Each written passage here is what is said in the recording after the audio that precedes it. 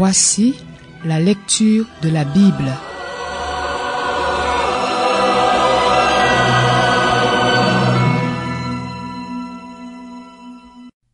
Jérémie, chapitre 5. Parcourez les rues de Jérusalem, regardez, je vous en prie, et informez-vous, cherchez sur ces places s'il s'y trouve un homme, s'il y a quelqu'un qui pratique la justice, qui cherche à être fidèle, et je pardonnerai à Jérusalem. S'ils disent, l'Éternel est vivant, c'est de façon hypocrite qu'ils prêtent serment. Éternel, tes yeux ne cherchent-ils pas la fidélité? Tu les as frappés et ils n'ont rien senti. Tu as voulu en finir avec eux et ils n'ont pas voulu tenir compte de la correction. Ils sont devenus plus durs que la pierre, ils ont refusé de changer d'attitude. Et moi, je me disais, c'est sûrement parce que ce sont de petites gens qu'ils ont ce comportement fou, parce qu'ils ne connaissent pas la voie de l'Éternel, les exigences de leur Dieu. J'irai donc vers les grands et je leur parlerai, car eux, ils connaissent la voie de l'Éternel, les exigences de leur Dieu.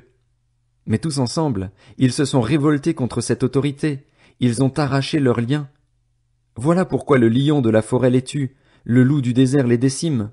La panthère est aux aguets devant leur ville, tous ceux qui en sortiront seront déchiquetés. En effet, leurs transgressions sont nombreuses, leurs infidélités se sont multipliées. Pourquoi te pardonnerai-je? Tes enfants m'ont abandonné, ils font des serments au nom de Dieu qui n'en sont pas. J'ai pourvu à leurs besoins et eux, ils se livrent à l'adultère, ils se rassemblent dans la maison de la prostituée. Ce sont des chevaux repus et sensuels, chacun hennit après la femme de son prochain. N'interviendrai-je pas contre un tel comportement? Déclare l'Éternel. Ne me vengerai-je pas d'une pareille nation? Montez sur ces murailles et abattez-les, mais ne la détruisez pas entièrement. Enlevez ses sarments, car ils n'appartiennent pas à l'Éternel. Oui, la communauté d'Israël et celle de Juda m'ont vraiment trahi, déclare l'Éternel. Ils ont renié l'Éternel, ils ont dit, il n'existe pas, et le malheur ne nous atteindra pas. Nous ne verrons ni l'épée ni la famine. Les prophètes ne sont que du vent, la parole de Dieu n'est pas en eux. Que ce qu'ils ont annoncé leur arrive. C'est pourquoi, voici ce que dit l'Éternel, le Dieu de l'univers. Parce que vous avez dit cela, je vais placer mes paroles dans ta bouche pour qu'elles soient du feu, et ce peuple ne sera que du bois. Ils seront dévorés par les flammes. Je vais faire venir contre vous une nation lointaine, communauté d'Israël, déclare l'Éternel. C'est une nation stable, une nation ancienne, une nation dont tu ne connais pas la langue et dont tu ne comprendras pas les paroles. Son carquois est pareil à une tombe ouverte. Ce sont tous des hommes vaillants. Elle dévorera ta moisson et ton pain. Elle dévorera tes fils et tes filles. Elle dévorera ton petit et ton gros bétail. Elle dévorera ta vigne et ton figuier. Elle abattra par l'épée tes villes fortifiées, celles-là même dans lesquelles tu places ta confiance. Mais même durant ces jours-là, déclare l'Éternel, je ne vous détruirai pas entièrement, et lorsque vous demanderez, pourquoi l'Éternel, notre Dieu, nous a-t-il fait tout cela? Tu leur répondras, puisque vous m'avez abandonné et avez servi des dieux étrangers dans votre pays, vous servirez des étrangers dans un pays qui n'est pas le vôtre. Annoncez ceci à la famille de Jacob, proclamez-le en Juda. Écoutez ceci, peuple stupide et sans cœur. Ils ont des yeux, mais ils ne voient pas. Ils ont des oreilles, mais ils n'entendent pas. Ne me respecterez-vous pas, déclare l'Éternel, ne tremblerez-vous pas devant moi? C'est moi qui ai donné à la mer le sable pour limite, barrière immuable qu'elle ne doit pas franchir. Ces vagues s'agitent, mais elles sont impuissantes. Elles grondent, mais ne la franchissent pas. Ce peuple a un cœur rebelle et désobéissant. Ils se détournent et s'en vont. Ils ne se disent pas « Respectons l'Éternel, notre Dieu, qui donne la pluie au moment voulu, les premières et les dernières pluies, et qui nous maintient l'ordre des semaines en vue de la moisson. Ce sont vos fautes qui ont déréglé cet ordre, ce sont vos péchés qui vous privent de ces biens. En effet, il y a parmi mon peuple des méchants. Ils sont aux aguets, comme celui qui se baisse après avoir dressé des pièges.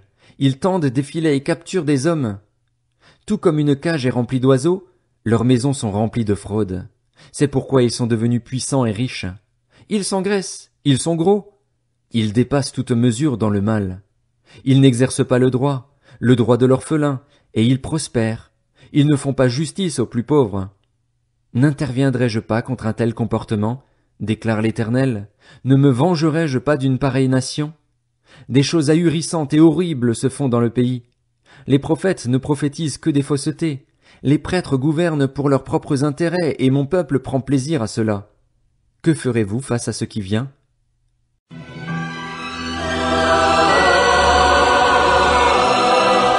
C'était la lecture de la Bible.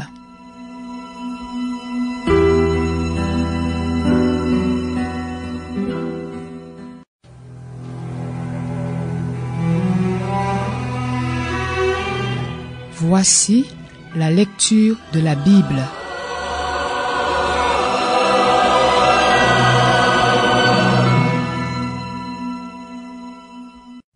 Jérémie, chapitre 6. Fuyez du milieu de Jérusalem, descendants de Benjamin. Sonnez de la trompette à Tekoa, élevez un signal à Beth Akérem, car le malheur vous guette du nord, et ce sera un grand désastre. La belle et délicate fille de Sion, je la réduis au silence. Vers elle s'avancent des bergers et leurs troupeaux. Ils dressent leurs tentes contre elle de tous côtés. Chacun donne en pâture ce qu'il a apporté de main. Préparez-vous à l'attaquer. Levez-vous. Montons à l'assaut au milieu du jour. Malheureusement pour nous, le jour baisse. Les ombres du soir s'allongent. Levez-vous. Montons à l'assaut pendant la nuit et détruisons ses palais. En effet, voici ce que dit l'Éternel, le Maître de l'univers. Abattez les arbres. Élevez des remblais contre Jérusalem. C'est la ville contre laquelle il faut intervenir. Il n'y a que tyrannie au milieu d'elle. Elle offre sa méchanceté comme un puits offre son eau. Ce qu'on entend d'elle ne fait état que de violence et de persécution. Je vois sans cesse de la souffrance et des blessures. Remets-toi en question, Jérusalem. Sinon je m'éloignerai de toi. Je ferai de toi un désert, un pays inhabité. Voici ce que dit l'Éternel, le Maître de l'univers. Comme dans une vigne, on fera un grappillage soigneux des restes d'Israël. Comme le vendangeur, repasse ta main sur les sarments.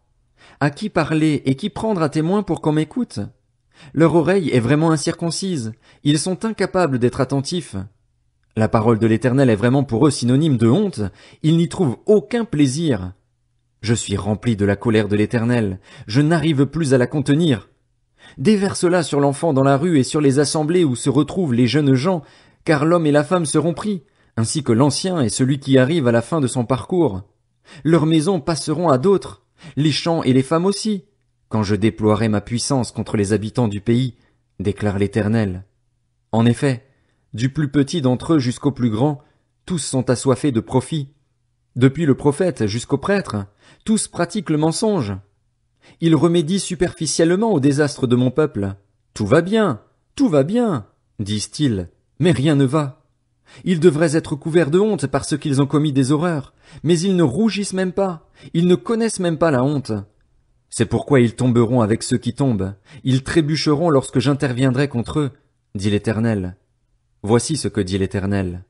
Placez-vous sur les chemins, regardez et renseignez-vous sur les pistes qui ont toujours été suivies. Quelle est la bonne voie? Marchez-y et vous trouverez le repos pour votre âme. Mais ils répondent, nous n'y marcherons pas. J'ai désigné des personnes chargées de veiller sur vous. Faites attention au son de la trompette. Mais ils répondent, nous n'écouterons pas.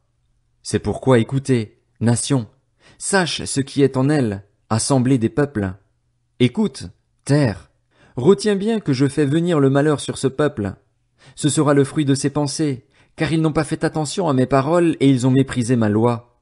Je n'ai pas besoin de l'encens qui vient de Séba, du roseau aromatique d'un pays lointain. Vos holocaustes ne me plaisent pas et vos sacrifices ne me sont pas agréables. C'est pourquoi, voici ce que dit l'Éternel. Je vais mettre des obstacles devant ce peuple. Père et fils, voisins et amis trébucheront ensemble contre eux, et ce sera leur perte. Voici ce que dit l'Éternel. Un peuple vient du pays du Nord. Une grande nation se met en mouvement depuis les extrémités de la terre. Ils empoignent l'arc et le javelot. Ils sont cruels et ne montrent aucune compassion. Leur voix gronde comme la mer. Ils sont montés sur des chevaux, prêts à combattre comme un seul homme contre toi, fille de Sion. En apprenant la nouvelle, nous baissons les bras. L'angoisse s'empare de nous, pareille à la douleur d'une femme qui accouche. Ne sortez pas dans les champs, n'allez pas sur les chemins, car là se trouve l'épée de l'ennemi et la terreur règne de tous côtés. Fille de mon peuple, habille-toi d'un sac et roule-toi dans la cendre, prends le deuil comme pour un fils unique, verse des larmes pleines d'amertume, car c'est de façon soudaine que le dévastateur viendra sur nous. Je t'ai désigné pour surveiller mon peuple, pour que tu lui résistes comme une forteresse, pour que tu connaisses et examines leur conduite. Ce sont tous des rebelles invétérés. Ils marchent dans la médisance, ils sont durs comme le bronze et le fer, ils sont tous corrompus. Le soufflet est brûlant. Mis au feu, le plomb disparaît. Mais c'est pour rien que le fondeur travaille. Les mauvais éléments ne se détachent pas. On les appelle argent méprisable, car l'Éternel les méprise.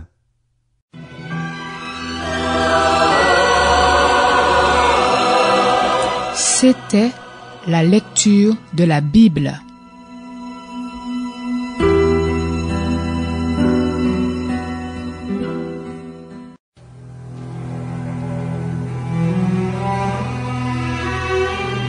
Voici la lecture de la Bible.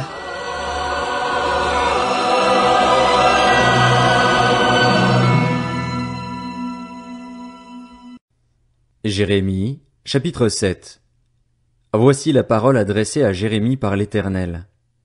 Tiens-toi à la porte de la maison de l'Éternel, et là tu proclameras cette parole, tu diras, écoutez la parole de l'Éternel, vous tous, Judéens, vous qui entrez par ces portes pour adorer l'Éternel. Voici ce que dit l'Éternel, le Maître de l'univers, le Dieu d'Israël. Corrigez votre conduite et votre manière d'agir, et je vous laisserai habiter ici. Ne vous fiez pas aux paroles trompeuses qui prétendent, c'est ici qu'est le temple de l'Éternel, le temple de l'Éternel, le temple de l'Éternel. Si vraiment vous corrigez votre conduite et votre manière d'agir, si vraiment vous faites justice aux uns et aux autres, si vous n'exploitez pas l'étranger, l'orphelin et la veuve, si vous ne versez pas le sang innocent dans cet endroit et si vous ne vous tournez pas vers d'autres dieux pour votre malheur, alors je vous laisserai habiter ici, dans ce pays que j'ai donné à vos ancêtres depuis toujours et pour toujours. Mais voici que vous vous fiez à des paroles trompeuses qui ne servent à rien. Quoi? Vous vous permettez de voler, tuer, commettre des adultères, prêter serment de façon hypocrite, faire brûler de l'encens en l'honneur de Baal, suivre d'autres dieux que vous ne connaissez pas, puis vous venez vous présenter devant moi, dans ce temple auquel mon nom est associé, et vous dites, nous avons été délivrés. Et c'est pour commettre toutes ces horreurs. Est-il à vos yeux une caverne de voleurs, ce temple auquel mon nom est associé? Moi-même, je constate que tel est le cas, déclare l'Éternel. Allez donc à l'endroit qui m'était consacré à Silo, là où j'avais fait en premier résider mon nom, et voyez ce que j'en ai fait à cause de la méchanceté de mon peuple, d'Israël. Et maintenant, puisque vous avez commis tous ces actes, déclare l'Éternel, puisque je vous ai parlé et reparlé, inlassablement, et que vous n'avez pas écouté, puisque je vous ai appelé et que vous n'avez pas répondu, je traiterai le temple auquel mon nom est associé, auquel vous vous fiez, et l'endroit que je vous ai donné, à vous et à vos ancêtres, de la même manière que j'ai traité Silo. Je vous chasserai loin de moi, comme j'ai chassé tous vos frères, toute la descendance d'Éphraïm. Quant à toi, n'intercède pas en faveur de ce peuple, ne fais monter pour eux ni supplication ni prière. N'insiste pas auprès de moi, car je ne t'écouterai pas. Ne vois-tu pas ce qu'ils font dans les villes de Juda et dans les rues de Jérusalem?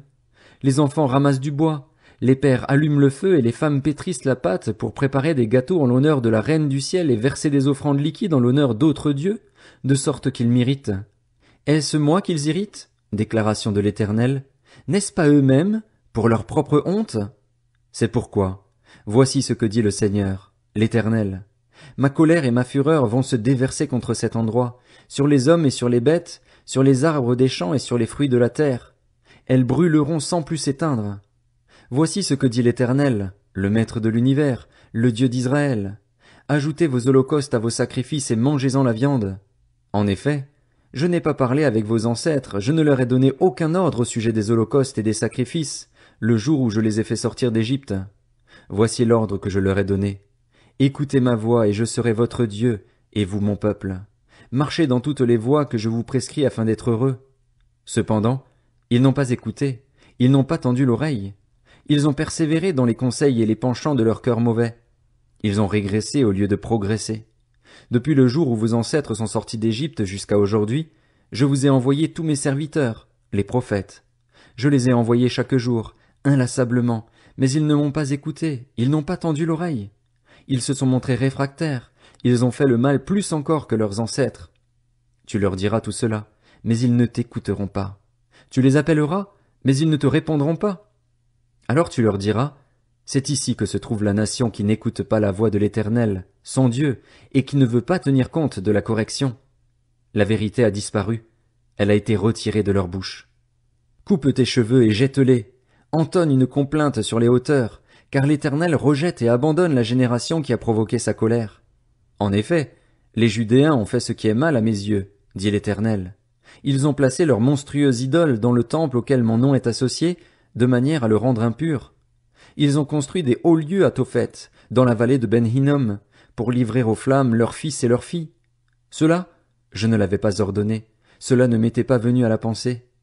Voilà pourquoi les jours viennent, déclare l'Éternel, où l'on ne parlera plus de Tophet et de la vallée de Ben Hinnom, mais où l'on parlera de la vallée du carnage, et l'on enterrera les morts à Tophet, faute de place. Les cadavres de ce peuple serviront de nourriture aux oiseaux du ciel et aux bêtes de la terre, et il n'y aura personne pour les faire fuir. Je ferai cesser dans les villes de Juda et dans les rues de Jérusalem les cris de réjouissance et de joie, les chants du fiancé et de la fiancée, car le pays sera en ruine.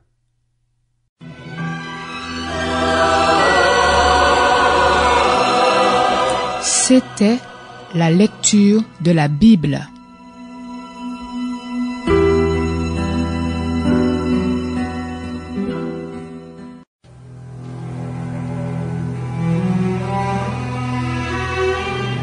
Voici la lecture de la Bible.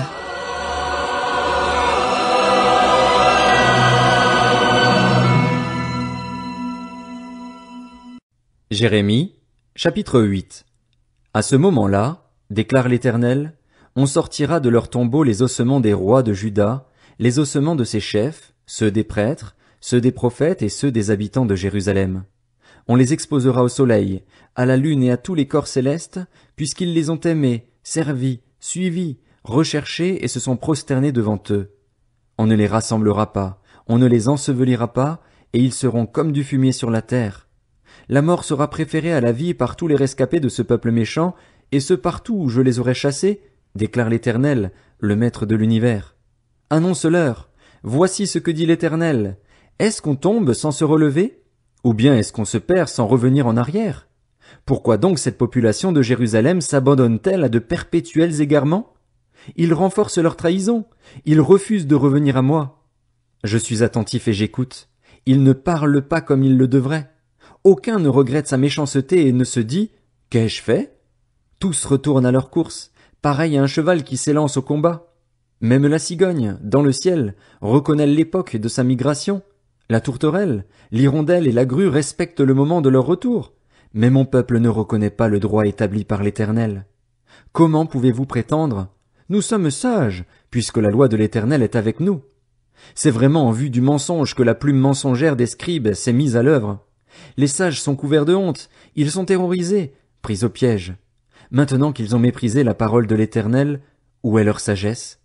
C'est pourquoi je donnerai leurs femmes à d'autres et leurs champs à ceux qui les en déposséderont.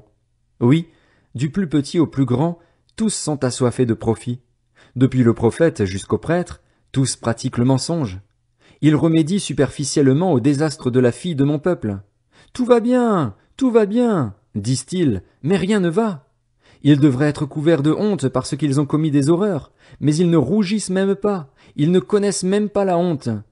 C'est pourquoi ils tomberont avec ceux qui tombent. Quand le moment sera venu d'intervenir contre eux, ils trébucheront, dit l'Éternel. Je veux en finir avec eux, déclare l'Éternel. Il n'y a plus de raisins à la vigne, plus de figues au figuier, et les feuilles se flétrissent. Ils sont passés à côté de ce que je leur avais donné. Pourquoi restons-nous assis? Rassemblez-vous et rendons-nous dans les villes fortifiées, et là nous mourrons. En effet, l'Éternel, notre Dieu, nous fait mourir, il nous fait boire de l'eau empoisonnée, parce que nous avons péché contre lui. Nous espérions la paix et rien de bon n'arrive, une période de guérison, et voici la terreur. Le souffle de ses chevaux se fait entendre du côté de Dan, toute la terre tremble au bruit que fait le hennissement de leurs étalons. Ils viennent dévorer le pays et ses biens, la ville et ses habitants. Oui, je vais vous envoyer des serpents, des vipères que personne ne peut charmer, et ils vous mordront, déclare l'Éternel. Je voudrais soulager ma douleur, la souffrance de mon cœur me pèse. Voici que les cris de la fille de mon peuple retentissent sur une terre lointaine. L'Éternel n'est-il plus à Sion? N'a-t-elle plus son roi au milieu d'elle? Pourquoi m'ont-ils irrité par leurs sculptures sacrées, par des idoles sans consistance qui viennent d'ailleurs. La moisson est passée, l'été est fini, et nous ne sommes pas sauvés. Je suis brisé à cause du désastre qui touche la fille de mon peuple. Je suis dans le deuil, l'affolement s'est emparé de moi. N'y a-t-il pas de baume en Galaad? N'y a-t-il pas de médecin là-bas? Pourquoi donc la guérison de la fille de mon peuple n'intervient-elle pas? Si seulement ma tête était remplie d'eau et mes yeux une source de larmes, je pourrais pleurer jour et nuit les morts de la fille de mon peuple.